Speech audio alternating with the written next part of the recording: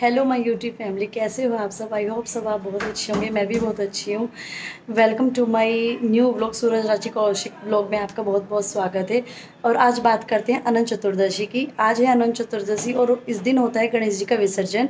तो मैं आपको इस व्लॉग में बताऊँगी कि सिर्फ गणेश जी का ही विसर्जन क्यों किया जाता है। तो प्लीज़ आप मेरी वीडियो में बने रहिए और एंड तक देखिए कि कैसे और क्यों विसर्जित किया जाता है गणेश जी का।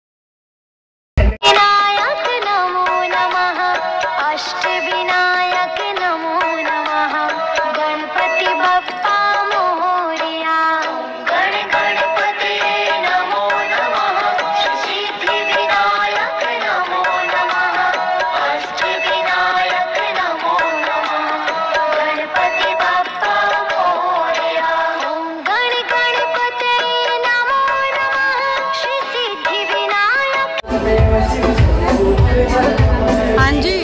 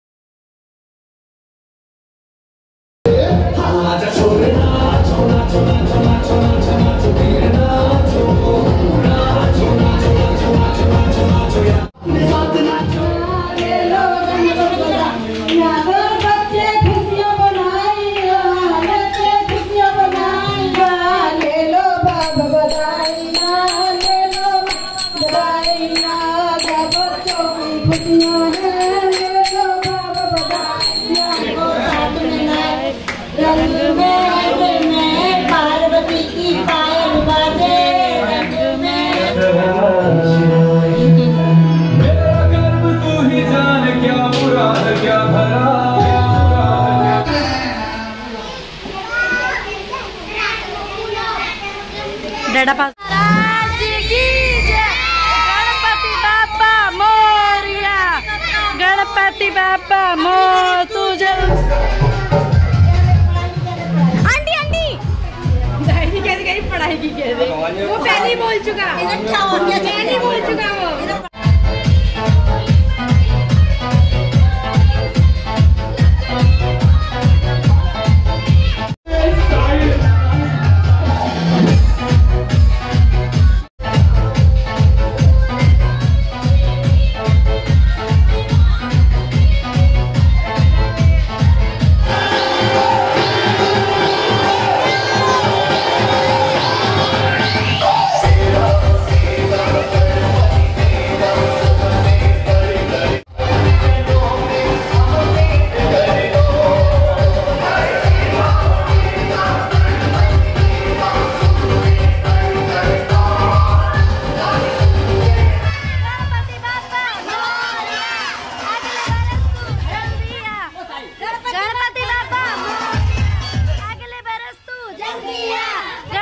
बाबा मोरिया, अगले बरस तू जल्दी आ।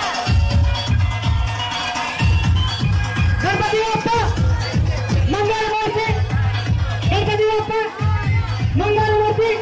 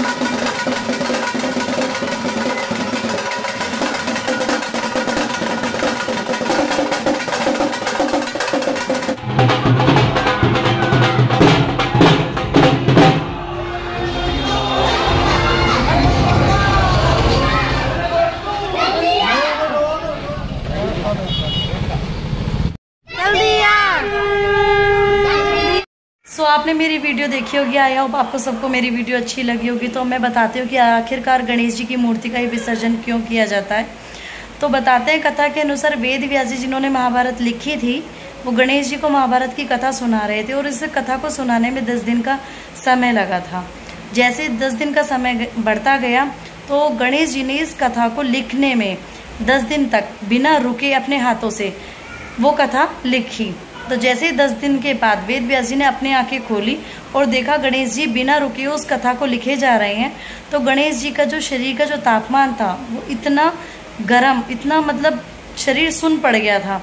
उनके जो शरीर का जो तापमान था वो बहुत ज़्यादा गर्म हो चुका था। वेद व्यास जी को ये देख के बहुत अच्छा लगा कि मतलब गणेश जी ने इतने परिश्रम करके वो महाभारत की कथा बिना रुके लिखी। तो इसको देख के उन्हें लगा कि गणेश जी का तापमान, शरीर का तापमान बहुत ज़्यादा बढ़ चुका है, तो उन्होंने सोचा क्यों ना मिट्टी का लेप लगा दिया जाए इनके शरीर पे, ताकि इनके जो शरीर को थोड़ा सा ठंडक मिल जाए। तो उन्होंने क्या किया, मिट्टी का लेप गणेश जी के शरीर पर लगा दिया। गणेश जी का जैसे ही शरीर पे मिट्टी का लेप लगाया, लेप लगाने के बाद जैसे ही मिट्टी सूखी, उनके सूखने के बाद मिट्टी का लेप जैसे ही सूखा, उसके बाद जो गणेश जी का शरीर था वो और ज़्यादा अकड़ गया। मतलब तापमान पहले बढ़ा हुआ था और वो जो शरीर अब बहुत ज़्यादा अकड़ गया था। तो वेद व्यास जी ने सरोवर की जल से गणेश जी के शरीर को धो दिया। सोचा कि अब थोड़ा जो शरीर का तापमान है वो थोड़ा कम हो जाए। तो जिस दिन कथा के अनुसार बताया जाता है कि गणेश जी को जिस दिन महाभारत की कथा सुनाई थी, वे भादो मास की शुक्ल पक्ष की चतुर्थी का दिन था। और जिस दिन महाभारत संपूर्ण हुई थी, जिस दिन महाभारत लिखी गई थी, मतलब पूर्ण हो गई थी, और वो दिन था अनंत चतुर्दशी का। तो जिस दिन अनंत चतुर्दशी का दिन जो होता है वो होता है विसर्जन का दिन। तो इसीलिए क्या होता है, जो विसर्जन का जो अर्थ होता है ना, वो होता है मोह से मुक्ति। जैसे हम भगवान की मूर्ति को अपने घर में लाते हैं, तो हम उनकी जो मनमोहक छवि होती है, हम उससे मोहित हो जाते हैं, हम उससे इतना प्यार करने लगते हैं। अभी आपने मेरी वीडियो में देखा होगा, एक आंटी थी जो उनकी बार बार छवि को निहार रही थी और उनकी आंखों में आंसू भी आ गए थे। मतलब जब भगवान जी हमारे घर पे आते हैं कुछ दिनों के लिए, तो हमें इतना लगाव हो जाता है कि फिर हमें उनसे बिछड़ने का मन नहीं करता। तो क्या होता है कि मतलब आंखों में आंसू आ जाते हैं, बहुत चीज़ें हो जाती हैं। तो इसीलिए बोलते हैं कि जैसे पानी की तरह विसर्जित किया जाता है ना किसी चीज़ को, इसी तरह हमें अपने मोह को पानी की तरह विसर्जित कर देना चाहिए। अपने मोह को त्याग कर देना चाहिए। और इसीलिए जो बोला जाता है कि गणपति बाप्पा मोरिया, अगले बरस तू जल्दी आ, तो इसीलिए बोला जाता है कि जो हम सब यही प्रार्थना करते हैं कि मोह को उनके साथ विदा कर दें और गणपति बाबा अगले साल हमारे घर में हंसी खुशी ऐसी। अगर आपको मेरी वीडियो अच्छी लगी हो तो लाइक, शेयर और कमेंट और सब्सक्राइब करना ना भूलें। और मिलते हैं एक नए व्लॉग के साथ, तब तक के लिए बाय बाय।